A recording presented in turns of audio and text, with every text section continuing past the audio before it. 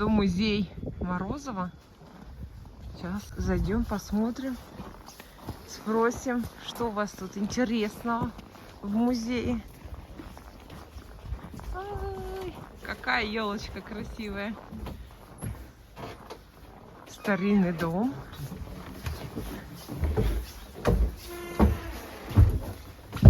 Здравствуйте.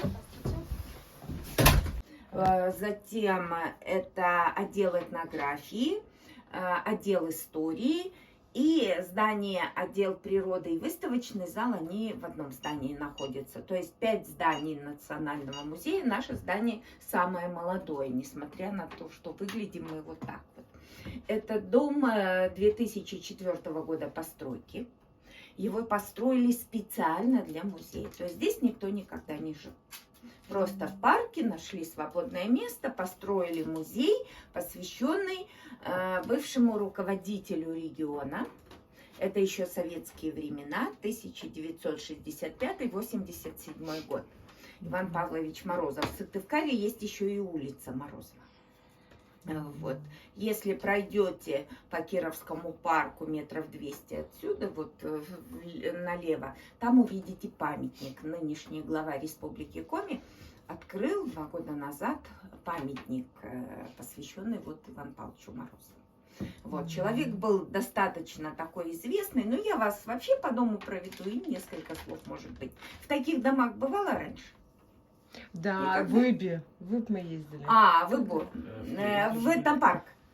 Да. Я скажу, что этнопарк, там дом построили позже нашего, и когда они планировали этот дом построить, они просто приезжали сюда и делали точную копию. То есть вы увидите, что очень многое похоже, потому что они, единственное, они ту половину, которая являлась сеновалом, вот эта часть, они ее сеновалом и оставили холодным. А у нас это как выставочный зал в нашем здании. Вот. А вот эта этнографическая часть, вы сейчас увидите, что тут очень много. Похожего проходить? Ну, мы шаньги там еще делали. Ну там да, у них шаньги. Может быть, да. А, точно! Конечно, они же отсюда. Точно! Все пересекали. Точно! Мы же первые появились, а они уже следом за нами. Поэтому иногда они показывают видео, и ну, вот как они пекут в печке, и думаю, вроде у нас они не снимались. Потом только вижу, что это этнопарк, действительно. Точно. Но, в принципе, если там можете, проходить, можете присесть даже. Если в таких домах бывали, то представляете, вот эта часть, это женская половина, да? Здесь у хозяйки была печка, здесь у хозяйки была посуда, здесь дверь, ведущая в погреб. Вот, цыплята, яйца несли. Вот скоро мы каждый еще тоже поставим, наверное, каждый в свою квартиру такое. Да, с ценами на яйца. С последними событиями думаем, что можно рассмотреть такой вопрос. Вот, жернова, на которых перемалывали зерном муку, надо сказать, что вот этот дом, это копия дома родителей и копия дома, в котором вообще родился Иван Павлович Морозов. На следующий год будет в республике отмечаться его 100-летие. И я думаю, что, наверное, обязательно какими-то мероприятиями в разных городах, в разных районах все равно эта вот дата будет отмечаться. Потому что вот как-то нынешний глава даже не только памятник, у нас и медаль какая-то была учреждена именно в память. Можешь присесть, вот, если устала ходить. Значит, когда музей строился, по воспоминаниям родственников попытались воссоздать, а сам он родился в Межадоре. Если знаете, это как раз вот в сторону Ива, Сысольский район. Межадор, мы его называем, Межадор. А Межадор надо говорить? Межадор. Мы Межадор. Ага, а вы... Ну, мы часто ездим просто в отпуск, еще что-то, как бы по той... у нас же одна дорога. Да, до Визинги. Ага, ну вообще Межадор он называется. Ой, не вот, знала. я думаю, что это не столь большая ошибка. Тем не менее, когда мы собирались вот эту экспозицию создавать, уже в доме, где Морозов родился, там ничего, к сожалению, От семьи не осталось, там другие владельцы, поэтому пришлось вот только по воспоминаниям какие-то предметы собирать вообще по всей деревне. Вот, вернее, по всему селу, если правильно так сказать.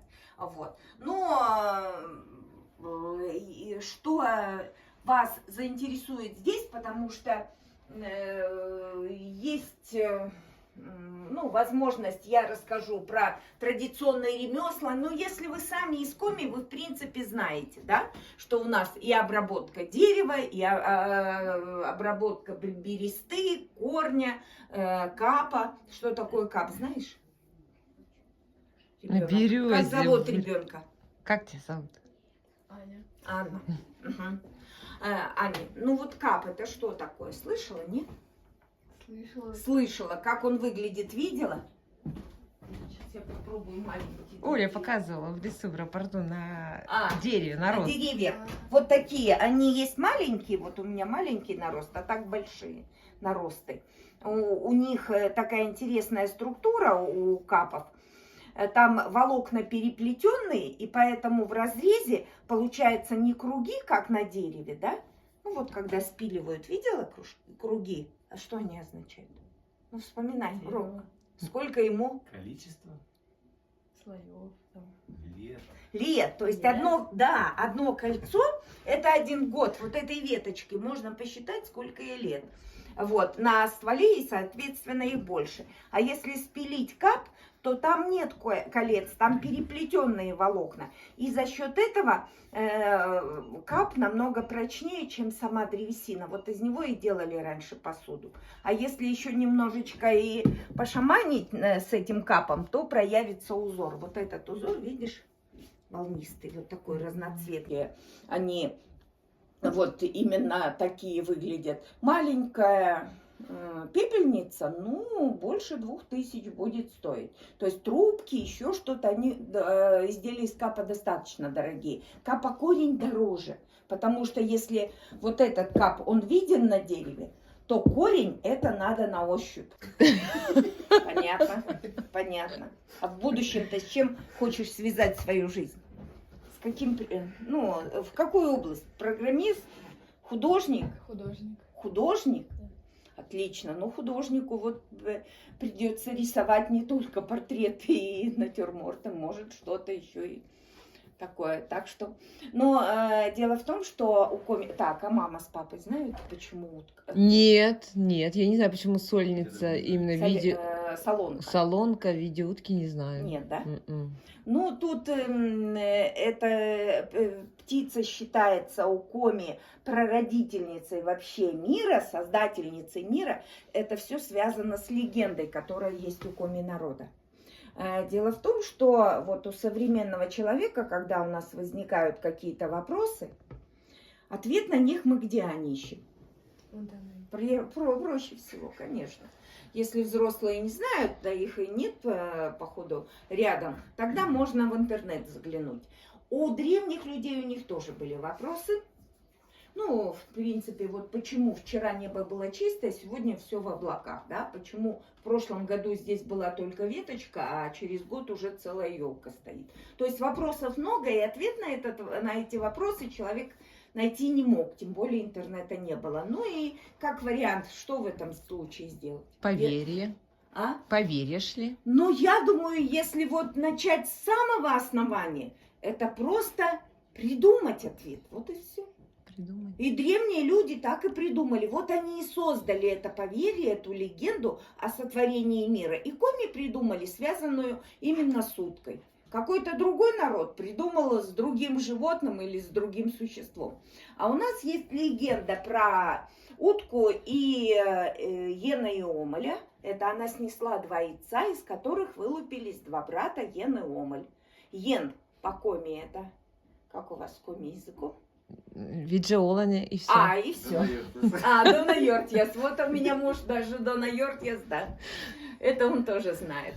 Йен – бог, Омель – черт. То есть она и вылупились 2 брата, Йен и Омель, бог и черт. И они создавали весь мир. Йен все доброе, чистое, светлое. Омель все злое, мерзкое такое, ночь, ложь и так далее. И вот именно утка, она, с нее началась вся жизнь. И поэтому у Коми была такая традиция, когда в семье дочь выходила замуж, папа мастерил утку своими руками и на свадьбу ей дарил. Так, сколько, Аня, тебе? 13? 11. 11. То есть, ну, до 18 еще 7 лет. То есть у папы еще есть время освоить изготовление уток. И, Аня, иди на свадьбу. Да, на свадьбу папа подарит тебе сделанную своими руками утку. Вот. Но если говорить про семьи, которые были раньше, детей было в семьях много. Ты одна, Аня, у родителей? Нет. Нет, вас сколько? 2. Двое, да, еще? Кто там, брат? Брат. Старший, Да. да? Вот, а раньше было много. Причем так интересно, чем больше было детей, тем семья жила богаче. Мало детей, семья бедствовала. Вот сейчас все с точностью наоборот. Как думаешь, почему так происходило? Много детей хорошо живут, зажиточно, а мало детей, ну, бедненько как-то. Ну, твои мысли какие? Я не знаю. Помощники. Хорошо, не мат-капитал. Такие ответы я тоже слышу. Больше детей, больше мат-капитала. Вот так, конечно. Это ж чем больше детей, тем больше они работают. А работают, значит, и на стол есть что положить, и в огороде, и корова там не одна, целых 4. То есть, получается, дети работали. А мало детей, они работали, но они не успевали. Ты дома-то работаешь, что-то помогаешь маме, Да. нет? Что? Посуду моешь? Посуду, да, мы. Что это делаешь? Да. Ну, некоторые рассказывают, что вообще все по дому делают, родители просто эксплуатируют. Вот мне интересно, как в вашей семье, открой, Вась, секреты, кроме посуды. Ты за собой посуду моешь или за всей семьей?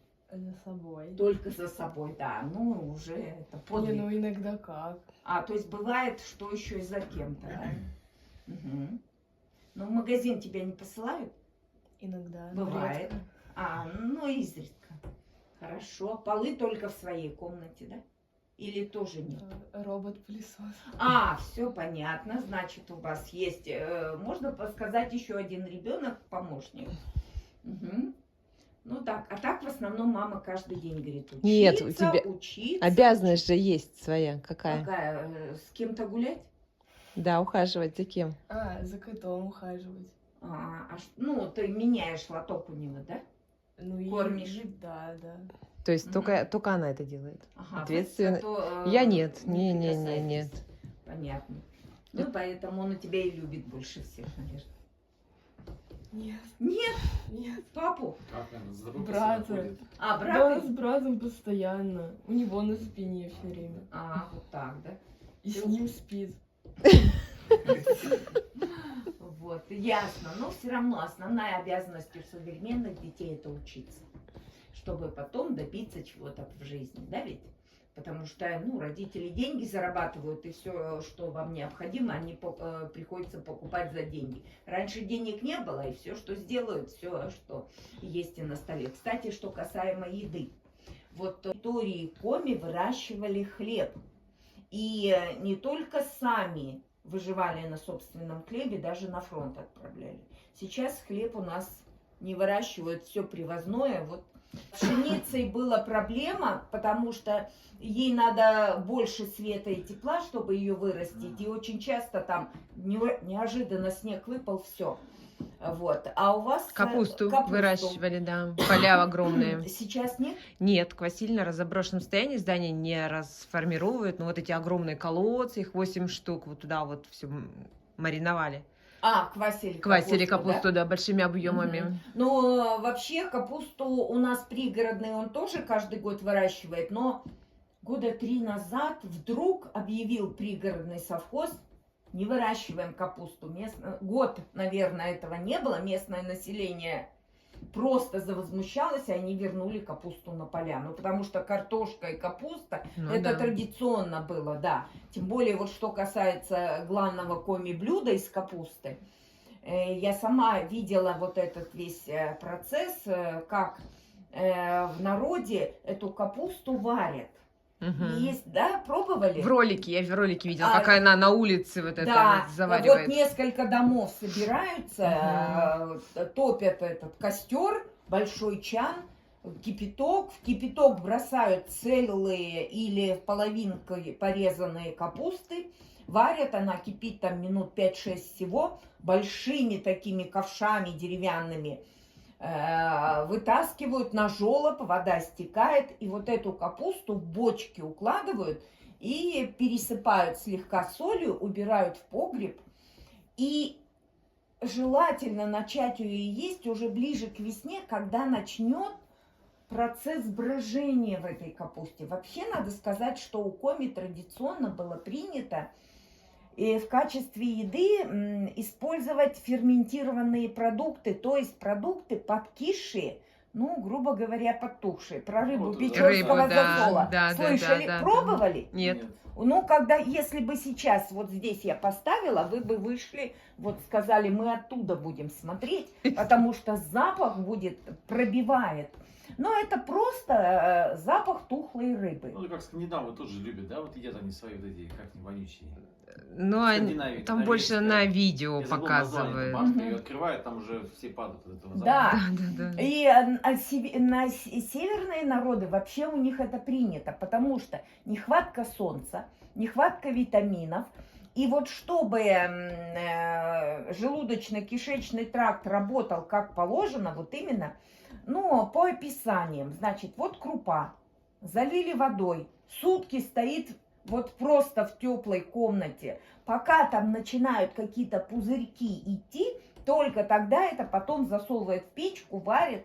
Вот обязательно все должно быть подкисшим. Ну а с Печоры приезжают подтухшим. Вот эта рыба печорского засола, ее же специально закапывали рыбаки на берегу, чтобы она вот немножечко приобрела свою особенность, а потом доставали и ели. И вот это было вот вкуснее нет.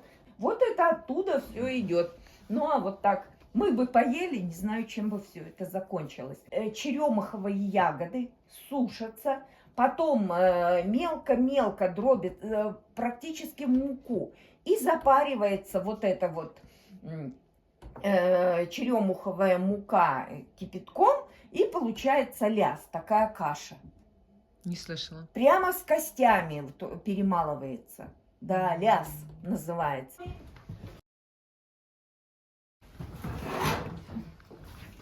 Потому что у них вот здесь была печка, ее делать не стали. У нас отопление электрическое. Вот с этого дома была снята копия. Это его семья. Кстати, Ань, посмотри, как учился, был сплошным троечником. А где дом стоял, где жили? Он до сих пор стоит в Межадере. А, это Межадер. В Межадере до сих пор стоит, но уже покосившийся такой.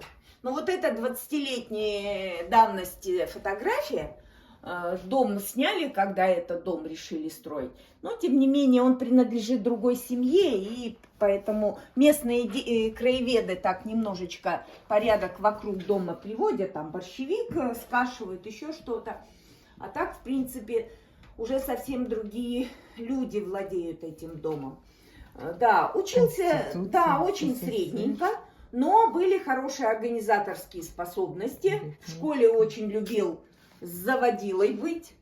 Отличался очень маленьким ростом. Даже в армию на фронт его не брали, потому что рост был всего 1,53 м. Сколько у тебя рост? 164, О, это он на 10 сантиметров ниже тебя еще, когда в армию пошел. Да, представляешь, какой маленький был. Но тем не менее, вот 18 лет он закончил после 7 класса фельдшерско-акушерскую школу. Это сейчас у нас медколледж. Он носит, кстати, имя Морозова. И когда он отучился, сразу решил пойти на фронт, но вот с первого раза не получилось из-за роста. Со второго раза просто обманул врачей, встал на носочки, добавил себе несколько сантиметров и на фронт попал. Был награжден медалью за боевые заслуги. У него самая главная награда, как он считал. А после возвращения с фронта, он был ранен, его комиссовали еще до окончания войны.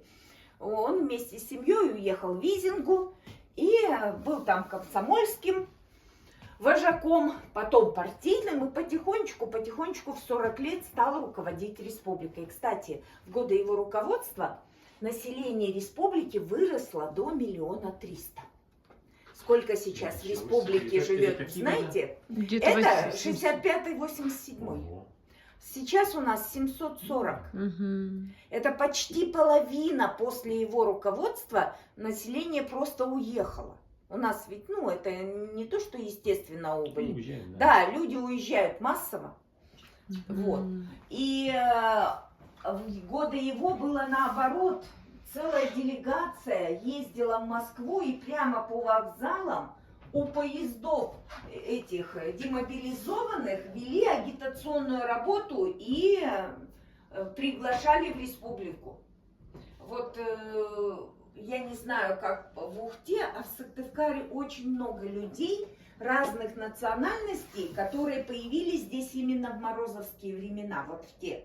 То есть белорусы, украинцы, чуваши приезжали все строить республику. Как раз шло строительство мостов, там этого ЛПК, фабрика нетканых материалов, то есть различные предприятия. Вообще идей по развитию республики у него было очень много.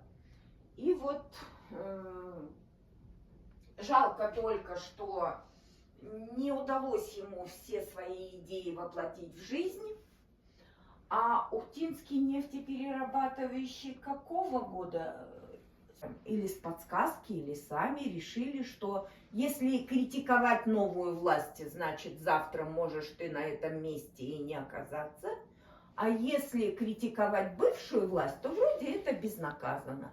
И как-то вот не ожидал он, что камни в спину будут бросать ему вот те, с кем он столько лет проработал. И получается, что на следующий день он поехал с семьей на дачу и просто сердце не выдержало. Вот, в общем, 62 года это по нынешним меркам совсем ничего. Морозова, кстати, улица Морозова есть еще в Инте, потому что он до того, как стать руководителем, он работал в Воркуте, в Инте, и эти города вот, ну, действительно много для них сделал, и вот интинцы посчитали, что необходимо его именно и память о нем увековечить.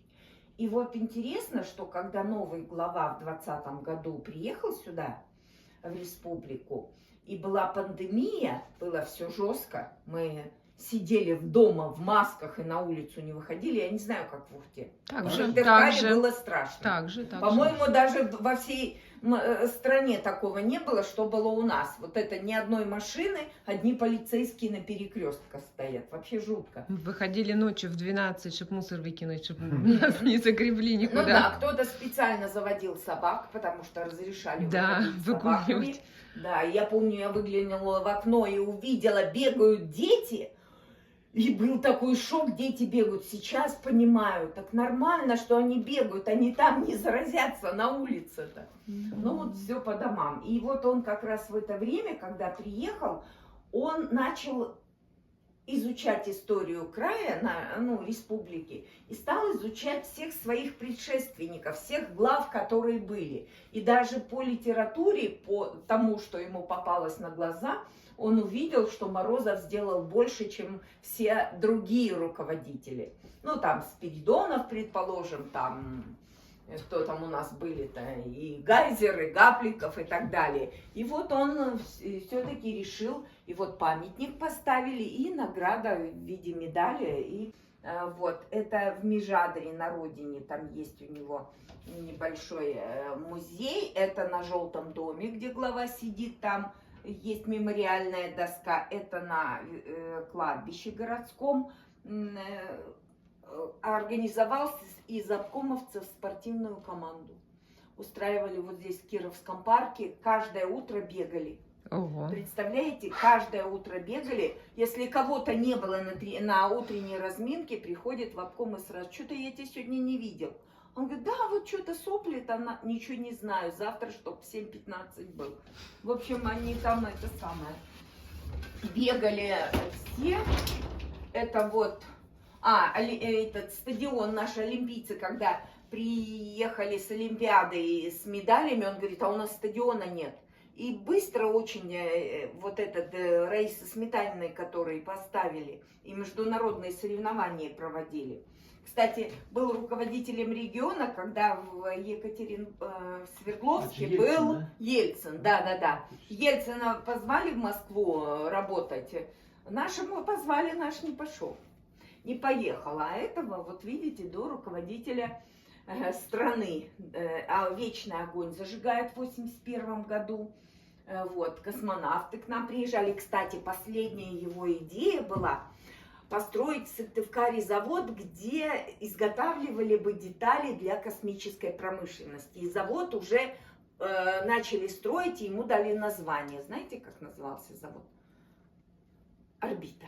У нас есть целый микрорайон, называется Орбита, и напротив строился завод. Его начали строить, потом Морозов ушел, и вот эти конструкции, железные вот основания, они стояли 20 лет, сейчас там находятся торговые центры «Июнь», «Спутник», вот это. То есть не построили, а вообще хотели для буранов, вот эти многоразовое использование ракетоносителей, хотели выпускать и детали хотели делать здесь. Ну вот, идея. Вообще он предвидел, что космос, за ним будущее. Ну, сейчас не знаю, потому что бураны, по-моему, их один запуск был, он вернулся, и потом программу свернули. Вот. Ну, с болгарами это вы помните, да?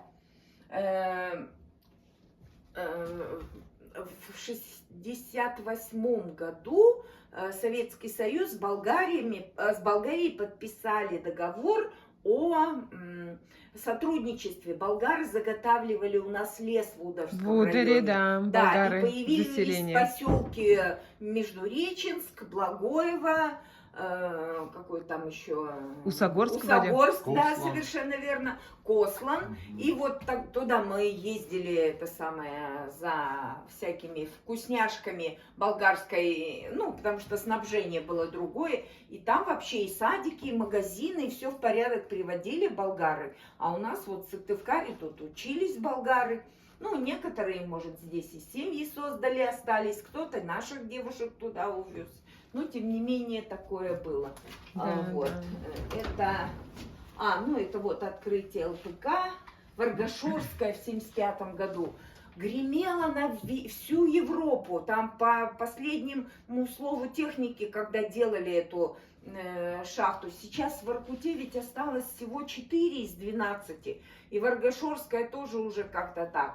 В Инта, посмотрите, да? А сейчас в Инте ни одной шахты уже не осталось, все затоплены. Вообще, и в Воркута тоже. Какая у нее перспектива? Ну, в Ухте вот что осталось из предприятий?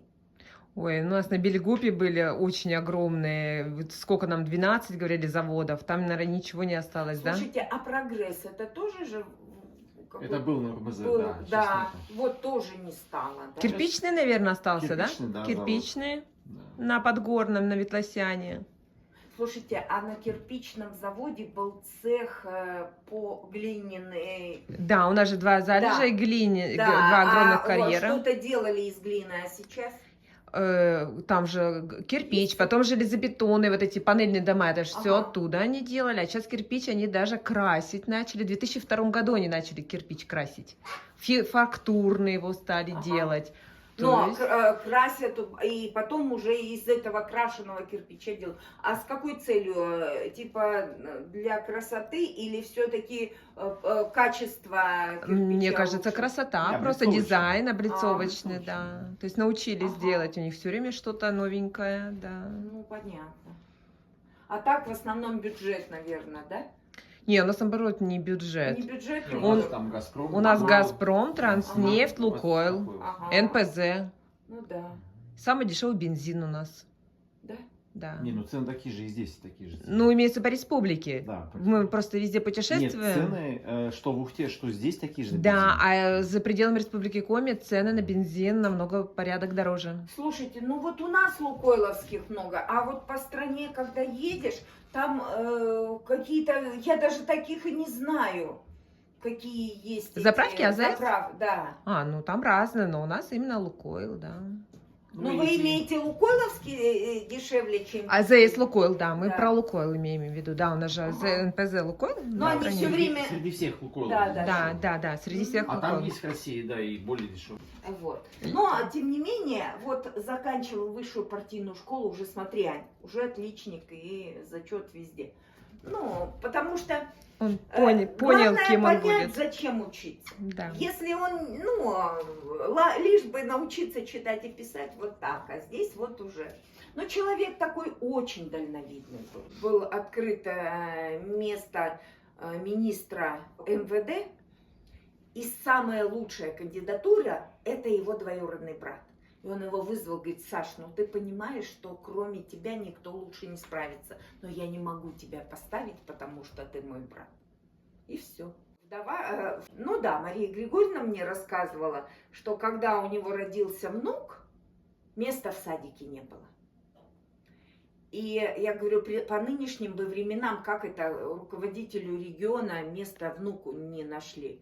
А он жене сказал: уйди с работы, уволься, и сиди, жди, пока место не появится. Я говорю, нынешний бы позвонил, завтра во дворе новый садик построили для одного. А тут вот так вот сделал. То есть очень принципиально был, вот что касаемо пользоваться своими Должностными, должностными действительно, потому что когда мы музей открыли, Мария Григорьевна принесла стопку чеков на покупку крупной, на покупку мебели, на покупку холодильника, отмечали свадьбу сына. Она принесла мне все чеки товарные. Там написано за что, то есть чтобы никто не думал, что он из казны взял эти деньги, что он сам вот купил, заплатил, и он знал, что могут его обвинить в чем-то, он собирал их, и она принесла. Отличница. В 75 году построили дорогу. А, То, что ну, в меня ездили, средняя. ну, на юг. Средняя, Дальше значит, туда, вот летка, до летки. Я думала, на горох стоит. Ой, как есть. Так, аккуратно голову. Вова, осторожно. Так, но у нас здесь Ой. не связанная с Морозовым часть, это старая школа, она у нас работает, пока мы не строим какую-нибудь выставку. Выставку делаем, школу убираем. Ну, здесь рассказываем, как раньше учились, а это мы уже готовимся к следующему мероприятию, просто спрятали. Это рождественский вертеп. У нас будут здесь как раз вот эти вот рассказ о рождественской истории. Вот. А здесь, если хочешь, можешь попробовать. На горох. Да, Надо только голыми коленки. Не хочу. А не хочешь? А розги? Не хочу. Тоже не хочешь? Вот так раньше наказывали. То есть не было оценок, поэтому если ученик что-то не успевает или не хочет стараться, значит получал вот розгами по голой 5 точке. Точно? Тебя сейчас же никто не бьет, правда? Как тебя наказывают? Ну-ка, открой секрет, как мама наказывает. Гулять не пускает? Пускает. Пускает. Значит, интернет отключает. Ну да, телефон забирает. Телефон забирает, ага. Все наказания. Вот так. Наверное, если гаджет отнять, это сейчас наказание самое жестокое, которое может быть. Но обязательно розги в воде стояли, чтобы упругими были. Бить детей разрешалось. Почему дети в школу не хотели ходить? Это лучина. Освещали так помещение. Света же не было. Лучинка держалась вот на таком свитце. Ой, а в корыте была вода. И перед началом учебы обязательно читали молитву. Вы перед уроками молитесь, а перед контрольной Бывает. Что у вас по понедельникам-то сейчас проходит? Каждый Каждый понедельник. разговоры о важном. Да, разговор о Урок. важном. И гимн. поднимаете этот гимн, поете, Да, а флаг да. поднимают. Да. Вот решили таким образом, значит, патриотизм развивать у детей. Мгм. Вот. Ну, насколько это, ну, как вообще дети относятся вот к этому мероприятию? Нормально? Мгм. Вот. А разговоры о важном, это классное, да, Мгм. ведет? Да. То есть каждый понедельник первый урок классный ведет у Нет, своего. только это классный час. Только тогда. У вас он по четвергам вроде, да? Пятница. По пятницам. А по пятницам? В последнее время мы все писали что-то, поздравления какие-то. Вот 70 лет школе было. Это подготовка к 70 лет школе нашей была 10-й в Ага. Ухте. И подготовка была. Ну, а вообще в школе-то у вас, ну, нравится учиться? Да. Такие вещи, да. Все понятно. Вот, сейчас-то они там выпустят из интернета